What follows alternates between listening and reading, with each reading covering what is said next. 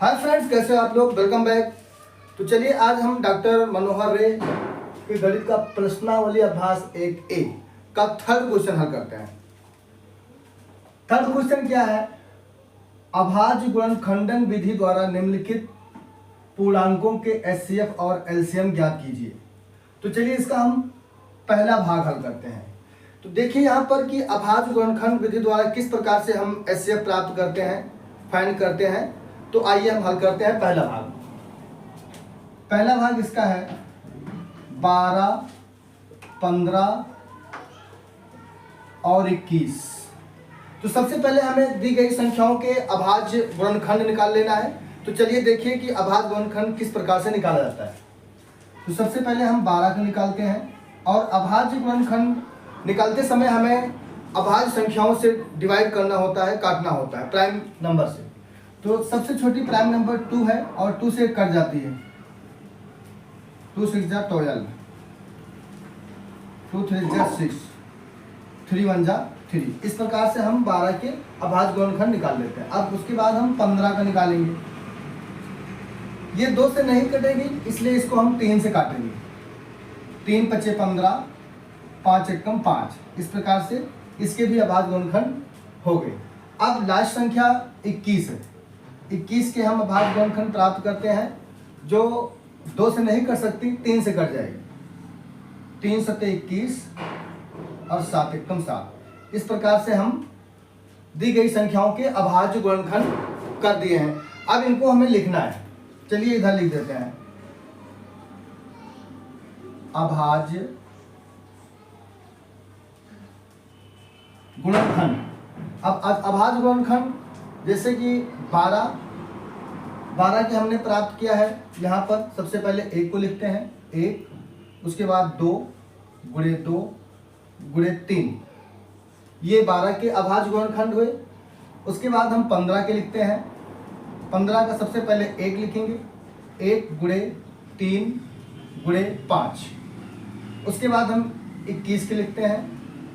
21 का सबसे पहले 1 लिखेंगे, उसके बाद 3, उसके बाद 7। अब यहाँ पर हम एचसीएफ और एलसीएम फाइंड करेंगे। तो सबसे पहले एचसीएफ के लिए चलते हैं। एचसीएफ के लिए जो तीनों के गुणनखंड में कॉमन होगा उस संख्या को हम लेंगे। जैसे यहाँ पर 1 है और दूसरी नंबर हमारी 3 है और इसके अलावा कोई नंबर नहीं जो तीनों में कॉमन हो। तो हमारा एचसीएफ क्या होगा? 3 1 3। ये एचसीएफ हो जाएगा इसका। और एलसीएम के लिए, एलसीएम में जो कॉमन होती है उसको एक बार लिखते हैं, जैसे 1, उसके बाद हम 2 ले लेते हैं। 2 कॉमन नहीं है तो जो कॉमन है उसको हम दोनों बार ले लेंगे। फिर 3 एक बार कॉमन है, 3 लेंगे। उसके बाद 5 लेंगे, उसके बाद 7 लेंगे और इसको हम मल्टीपल कर लेंगे।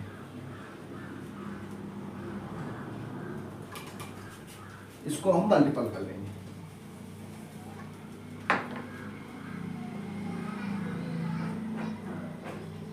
7,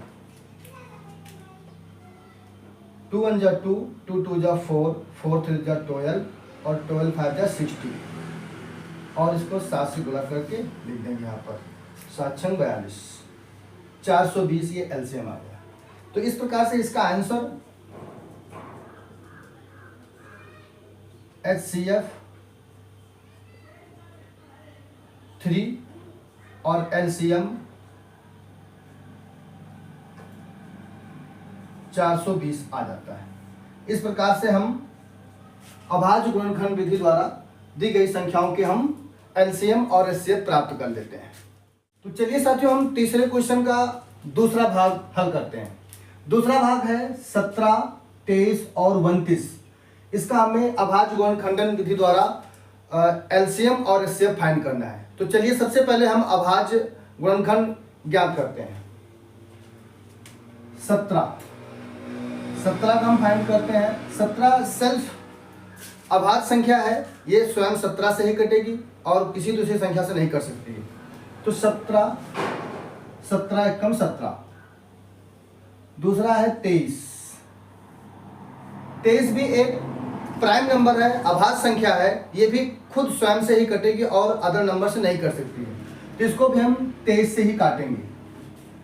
23 एकम 23 और लास्ट है हमारी 29। 29 भी एक प्राइम नंबर है, तो ये भी 29 से ही कटेगी। 29 एकम 29। अब हम क्या करेंगे कि दी गई संख्याओं के अभाज्य गुणनखंड जो हमने प्राप्त किया है उनको यहां नीचे लिखते हैं।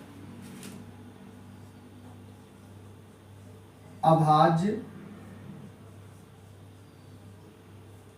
गुणनखंड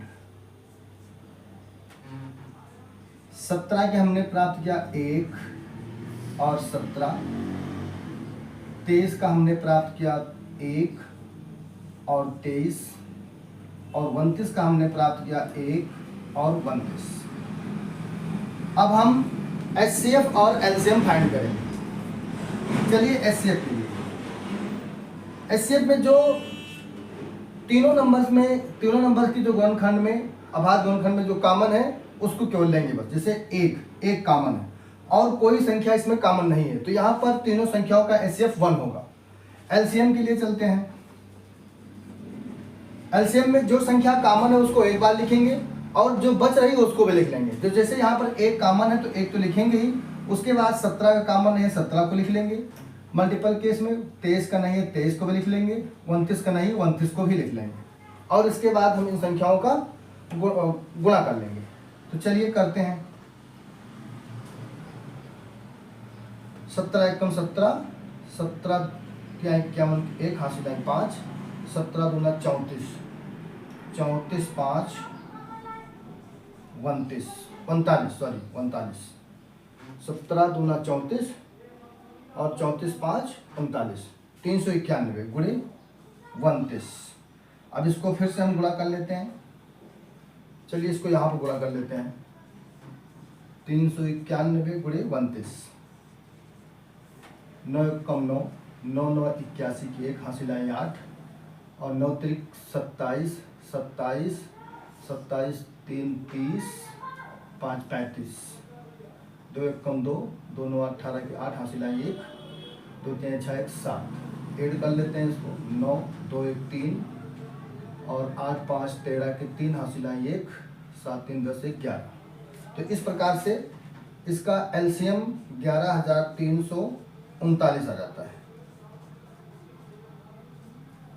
यही हमारा आंसर होगा। आंसर में HCF बराबर 1, LCM बराबर 11,339। इस प्रकार से हम अभाज्य गुणनखंडन विधि द्वारा दी गई संख्याओं का HCF और LCM फाइंड करते हैं। तो चलिए साथियों हम तीसरे क्वेश्चन का तीसरा पार्ट हल करते हैं। आइए देखते हैं तीसरा पार्ट क्या है। 8 9 और 25, इसका हमें अभाज्य गुणनखंडन विधि द्वारा LCM और HCF प्राप्त करना है। तो सबसे पहले चलिए हम दी गई संख्याओं का अभाज्य गुणनखंड प्राप्त करते हैं। 2 से कट जाएगा, 2 चौको 8, 2 दूना 4, 2 एक कम 2, ओ सॉरी यहाँ पर 2 रहेगा, 2 एक कम 2 9, 3 त्रिक का 9, 3 एक कम 3। उसके बाद हम 25 का प्राप्त करते हैं। ये सीधा 5 से कटेगा, 5 बचा 25, 5 एक कम 5। अब हम दी गई संख्याओं के अभाज्य गुणनखंड यहाँ पे लिखते हैं। अभाज्य गुणनखंड 8 के 1 गुणे 3 बार 2 और 9 के अभाज्य गुणनखंड 1 गुणे 2 बार 3 और 25 के अभाज्य गुणनखंड 1 गुणे 5 बार 2। अब चलते हैं हम HCF के लिए। सबसे पहले HCF जो तीनों संख्याओं में कॉमन होगा वही HCF होगा। यहाँ पर एक कॉमन है और कोई संख्या कॉमन नहीं है। LCM के लिए चलते हैं। LCM में जो कॉमन है उसको एक बार और जो बच रहे हैं उसको भी लिख लेंगे। तो यहाँ पर 1 हुआ और कोई संख्या कॉमन नहीं है तो 2 3 बार है, इसको ऐसे उतार लेंगे और 3 2 बार है, ऐसे उतार लेंगे। 5 2 बार है, ऐसे उतार लेंगे। अब इनको हम गुणा कर लेते हैं। 1 2 के 2, 2 दूना 4, 4 दूनी 8, 8 त्रिक 24, 24 तियाँ 72 गुणे 5 पचा 25। इसको हम हल करते हैं, यहाँ पे लिख देते हैं 25 दूना 50 की शून्य हासिल आई 1, हासिल आई 5 और 25 सत्ते 175, 175 में हम 5 जोड़ेंगे तो 180 हो जाएगा, यानी 1800। एलसीएम हमें मिला 1800। तो इस प्रकार से इसका आंसर HCF बराबर 1 और LCM बराबर 1800 होगा। इस प्रकार से हम अभाज्य गुणनखंड विधि का प्रयोग करके और दी गई संख्याओं का हमने अभाज्य गुणनखंड किया और उनसे हमने HCF और LCM प्राप्त किया। तो साथियों, आप लोगों को मेरी वीडियो अच्छी लगी हो तो आप लोग मेरे वीडियो को लाइक, कमेंट, शेयर जरूर करें और मेरे चैनल को सब्सक्राइब करें। Thanks for watching.